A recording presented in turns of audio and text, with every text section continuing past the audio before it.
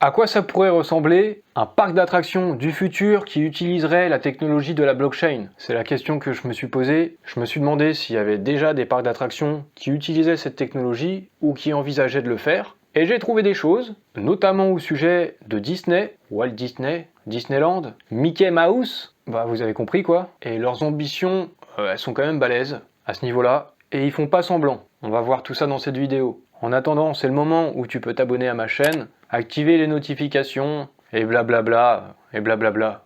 Oui, normalement, tu commences à être au courant. Ah, t'es pas au courant? C'est que t'es nouveau alors. Dans ces cas-là, tu t'abonnes, t'actives les notifications, tu likes la vidéo, et tu me suis sur les réseaux sociaux. J'investis dans les cryptos, pour être riche dans le futur, paire de couilles dans le futal, ainsi soit-il, mon bitcoin et mon couteau. Il n'y a pas très longtemps, je vous ai parlé du projet Neom, et plus précisément de The Line, une ville du futur qui doit être créée en Arabie Saoudite. Et dans le projet Neom, il est question entre autres de créer une sorte de Jurassic Park constitué de dinosaures robots. Il doit aussi y avoir une fausse lune qui servira d'attraction touristique, et même des combats de robots, des robots gladiateurs. Et en fait tout ça, ça m'a donné des idées et je me suis dit, est-ce qu'il n'y aurait pas un parc d'attractions ou des parcs d'attractions, soit dès aujourd'hui, soit dans le futur, qui vont utiliser la blockchain, les cryptos, les NFT et tous ces trucs qui font que vous regardez mes vidéos. Du coup, j'ai un peu cherché et je suis tombé par exemple sur Warner Bros, qui va créer un parc d'attractions musical dans le métaverse. Mais c'est pas vraiment un parc d'attractions à proprement parler. Ce sera dans The Sandbox, donc c'est un métaverse et il y aura juste un endroit où ils vont créer une zone spéciale pour Warner Bros et pour faire des concerts de différents artistes comme Ed Sheeran, Dua Lipa ou encore Green Day. Donc il y a un parc musical dans le métaverse. Mais c'est pas vraiment ça qui m'intéresse. J'ai donc continué de chercher et j'ai trouvé pas mal de parcs d'attractions avec de la réalité virtuelle, comme par exemple le Futuroscope. Et en fait ça fait bien longtemps, depuis 2008, et finalement ils avaient peut-être de l'avance parce qu'ils proposaient déjà de la réalité virtuelle, des expériences en VR, donc quelque chose qui se rapproche un peu du métaverse. Mais c'est pas vraiment encore le métaverse, c'est juste de la VR. Il y a aussi eu par exemple le parc Astérix qui a organisé une chasse au trésor de réalité augmentée. Il fallait télécharger une application, se géolocaliser et partir à la chasse aux esprits des pharaons en réalité augmentée. Et en fait, si on rajoutait presque des tokens à ramasser en réalité augmentée sur la blockchain, là, ce serait presque lié au monde des cryptos. Mais c'était pas le cas. Parce que je crois que c'est peut-être quelque chose qui s'est passé il y a peut-être une dizaine d'années aussi, cette inauguration. Il y a aussi Europa Park qui propose de la réalité virtuelle pour défiler dans des mondes fantastiques, tout en profitant des sensations réelles du Grand 8. Il y a aussi The Void, qui est un parc d'attractions en réalité virtuelle, situé dans la ville de Salt Lake City, donc aux États-Unis. Alors ça ressemble un peu à ça, hop, vous êtes avec votre torche et votre casque sur la tête, et dans la réalité virtuelle, vous avez aussi votre torche. Et vu qu'il y a aussi les murs, et on se déplace dans une salle qui ressemble à ce qu'on voit dans la réalité virtuelle, on ouvre vraiment une porte, on a l'impression vraiment d'être dans ce monde-là. Donc c'est une très bonne expérience VR, probablement, et on peut faire des expériences similaires à Illucity, mais cette fois en France, dans le 19e arrondissement de Paris. Et c'est un peu la même chose, un casque VR sur la tête, et c'est parti, on se met à jouer, et ça mêle un petit peu les sensations physiques, les sensations du coup bien réelles, à ce qui se passe dans la réalité virtuelle. Donc c'est très immersif. Mais encore une fois, avec ça, on n'est pas non plus vraiment dans un métaverse, même si c'est très immersif. Parce que un métaverse, c'est un jeu vidéo qui est associé à la blockchain, comme il est dit dans cet article Les Échos, par Frédéric Chenet, directeur général de Crypto Blockchain Industry. Un métaverse, c'est un jeu vidéo ou un monde virtuel traditionnel associé à une technologie blockchain. Et cela fait toute la différence. Graphiquement, les métaverses, ça ressemble à des mondes virtuels classiques, comme dans les jeux vidéo, avec ou sans réalité virtuelle. Ce qui changera, c'est que l'enregistrement des opérations sur la blockchain permettra aux joueurs de passer des transactions directement entre eux. Donc les parcs d'attractions qu'on a vus précédemment, ils n'utilisaient pas la blockchain, ils utilisaient juste la VR, et on peut pas parler vraiment de parc d'attractions métaverse. Mais il y a bien un parc d'attractions qui s'est mis à fond là-dessus, c'est Disney, qui souhaite développer un métaverse accessible sans équipement. Et ils s'y connaissent un petit peu en parc d'attractions, je pense que c'est le parc d'attractions le plus connu au monde, et avec les nouvelles technologies, avec la blockchain, avec les NFT, ils veulent sûrement en être et rester leaders sur leur secteur des parcs d'attractions. Ils ont obtenu la validation d'un brevet pour projeter des images 3D animées sur des objets du monde réel afin d'interagir avec les visiteurs. C'est une expérience virtuelle sans avoir besoin de porter un casque ou des lunettes. Cette technologie, c'est un simulateur de monde virtuel. L'idée, c'est de plonger un visiteur dans un monde en 3D en projetant des images de personnages de l'univers de Disney sur des objets, des bâtiments ou encore sur des murs à proximité. Cette technologie ne serait pas destinée à un divertissement de masse, car elle suivrait les visiteurs du parc afin de personnaliser les projections. Et pour mieux savoir à quoi ça pourrait ressembler, je vais vous passer un petit extrait de Retour vers le futur 2.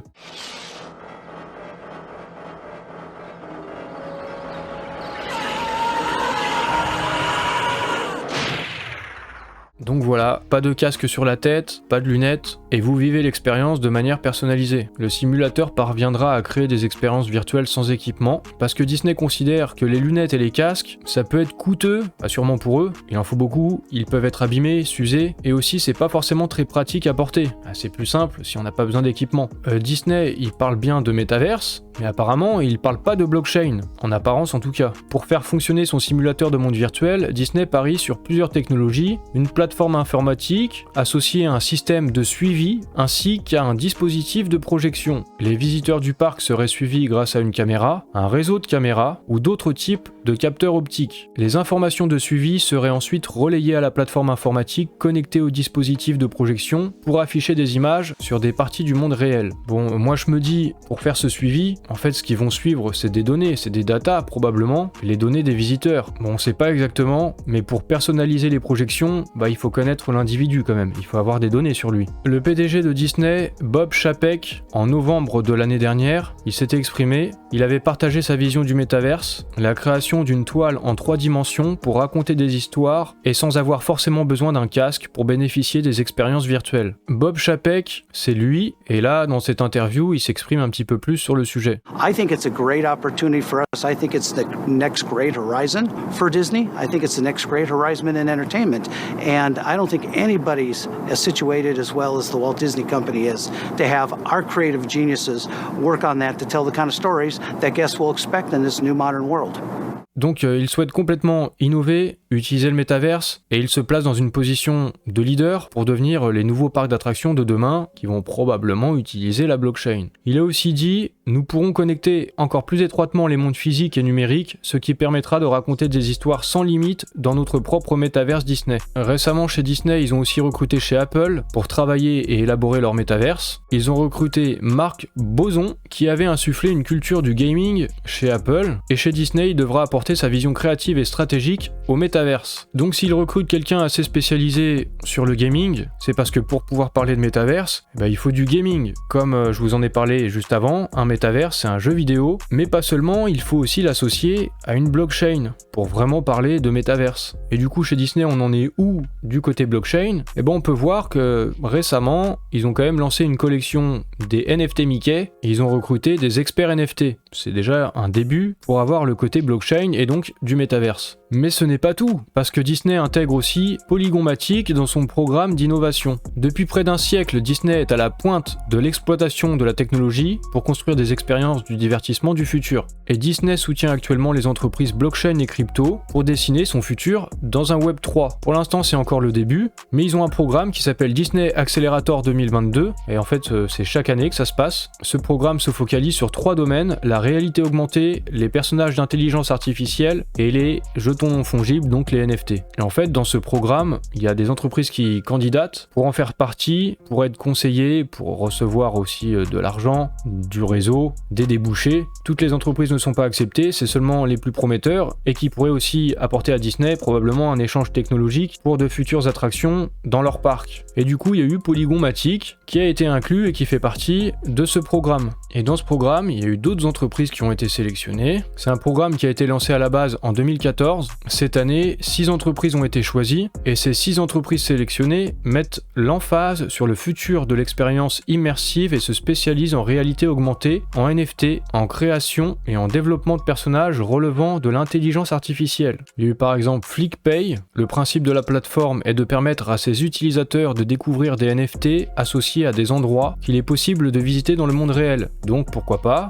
dans un parc, comme ce qui s'est fait chez Astérix, et là ce sera chez Mickey Mickey, peut-être, avec une collecte, une chasse de NFT dans le parc d'attractions, et pourquoi pas, pour les personnes qui en ont récolté le plus, d'avoir une petite réduction dans le restaurant de Mickey, avoir un burger gratuit ou un truc comme ça. Il y a aussi InWorld qui permet aux utilisateurs de créer des personnages à partir d'une intelligence artificielle et d'en profiter au travers d'expériences immersives et interactives. Donc quand Disney ils nous disent que cette technologie suivrait les visiteurs du parc afin de personnaliser les projections, imaginez une sorte d'intelligence artificielle qui va nous suivre pendant tout notre séjour dans le parc d'attractions et qui va nous conseiller des choses, c'est possible. Bon, il y a d'autres entreprises aussi qui ont été choisies. Si vous voulez, je vous mettrai l'article dans la description si vous voulez voir ça vous-même. Mais en tout cas, chez Disney, a priori, c'est pas nouveau cet intérêt pour le Web 3, parce que l'ancien PDG de Disney, Bob Iger, il est apparemment à fond sur le Web 3, et il a rejoint le conseil d'administration de Genesis, une entreprise de métaverse qui est basée à Los Angeles. Donc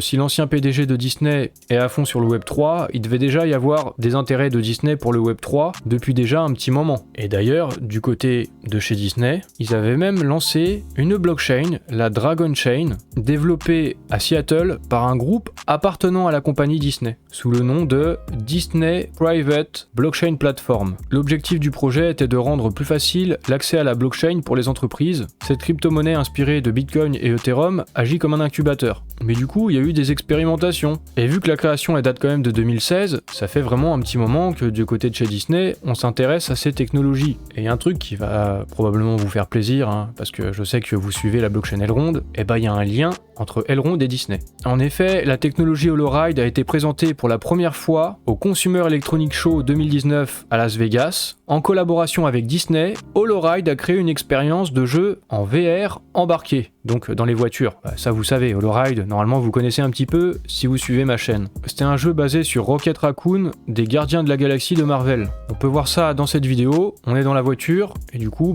il joue au jeu avec les sensations de la voiture. Vous connaissez un peu le principe, HoloRide, je vous ai présenté ça. C'est bien l'idée d'un parc d'attractions dans une voiture en quelque sorte, donc ça s'associe bien à Disney, qui pourrait peut-être utiliser la technologie d'HoloRide à l'avenir dans son parc d'attractions, pourquoi pas. Je vous ai dit en début de vidéo que je m'étais intéressé à ce sujet des parcs d'attractions du futur, qui utiliseront la technologie de la blockchain, suite à ma vidéo sur le projet Neom, et la ville The Line longue de 170 km. Et en fait, il y a un lien avec Disney, quelque part, que je vois, peut-être que je vais trop loin, mais avec ce passage où on parle de plonger un visiteur dans un monde 3D en projetant des images de personnages de l'univers de Disney sur des objets, sur des bâtiments, sur des murs à proximité, et que cette technologie, elle est destinée à suivre les visiteurs du parc, afin de personnaliser les projections, ça me fait penser à des choses que j'ai pu lire sur le site internet du projet Neom, parce qu'ils disent que dans cette ville, ils vont virtualiser le réel, matérialiser le virtuel, utiliser les données, la data, proposer des services personnalisés, prédictifs et autonomes, intuitivement intégrés à l'environnement. Ça me fait penser quand même à ça, Cet environnement, c'est les objets, c'est les bâtiments, c'est les murs à proximité. Ce monde cognitif vous semble centré sur vous, et cela parce qu'il l'est. Il se pourrait que ce soit le même genre de choses qui soit utilisé dans les futurs parcs Disney, avec leur futur métaverse, pour personnaliser les projections. Avec de l'intelligence artificielle, avec de l'analyse intelligente et des systèmes évolutifs, de la réalité augmentée, mixte et virtuelle, un environnement interconnecté, intelligent,